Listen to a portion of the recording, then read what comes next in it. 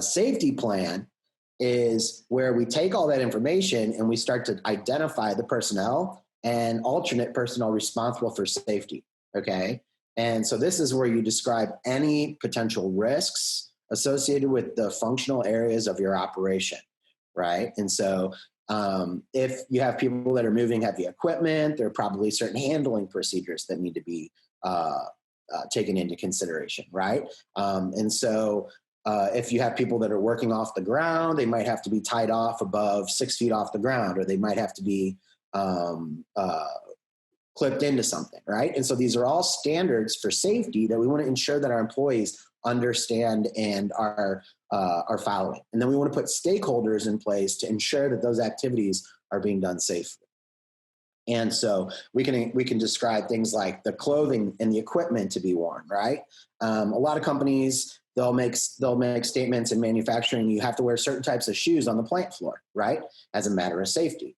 No open-toed shoes or sandals or anything like that, or boat shoes, right? And so these are all forms of ensuring that you have a way to go back to a document and ensure that people are following safety-specific guidance.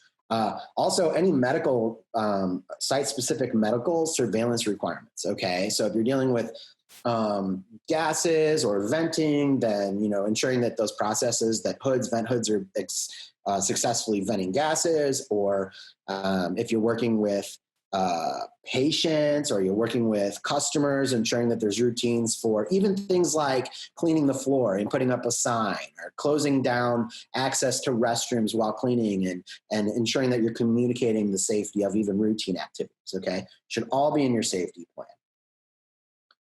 One more thing. Any location of AEDs, CPR equipment, and medical equipment. So a lot of companies have medical boxes for access to medical equipment.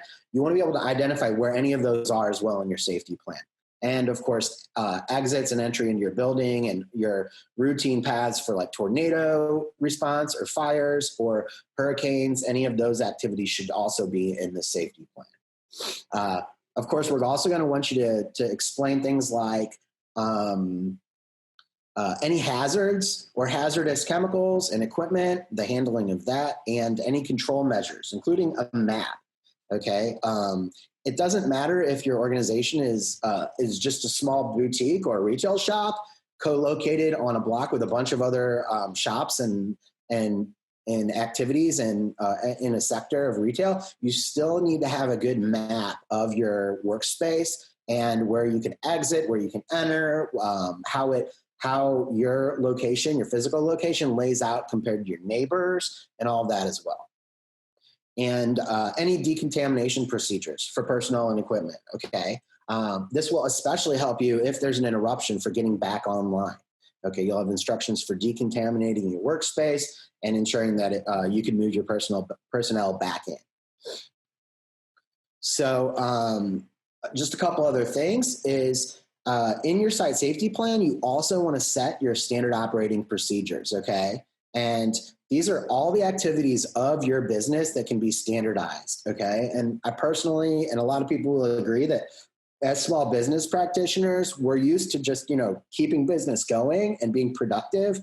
But a very important part of this is to ensure that you've documented all of your routine business practices. Then you can repeat those if you have to set up shop somewhere else. You have a document, a handbook, a guide for all the different activities that your employees and your contributing members of your organization can use.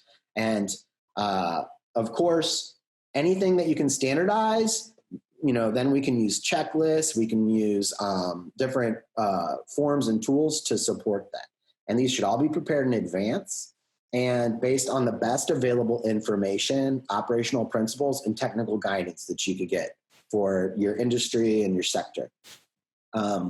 Again, these different SOPs and activities can be field tested by health and safety professionals and revised. Okay, so if you go and you develop these SOPs, you can always practice these and reinforce these through your organization. You can have external subject matter experts as well help you develop those and verify those. So again, the safety plan is specific for the types of risk at the business site, okay, and should be relevant to your business practice, right? And so if you run a bakery, right, and you make cookies and cakes, and you have ovens, and you have equipment like that, then probably your safety is going to be geared towards, preventing fires and, controlling the maintenance of that equipment so there are no problems, right? Or if you routinely clean your facility every night, there might be specific chemicals you want to identify that should not be combined or mixed, or you want to ensure that there are instructions on how to clean your site, and so that it would not cause any types of chemical exhaust problems or fume problems as well. Things like this. So it really needs to be, when you think about your safety plan, think about your activities in your business. And then set forth the contingency plan for effectively responding to any of those potential problems. Okay. Tony, Yes. can I hop in real quick to let people know that I know OSHA and all of these things can feel intimidating and overwhelming. I just want to let everybody know that the Missouri Department of Labor offers free safety consultations, both related just in general as well as related to COVID. And it's not some kind of backdoor to find the problem and then report you to some other agency. It's truly about helping you understand how you can be compliant on all these different levels. So take advantage of that. I did put a link to that in the chat box.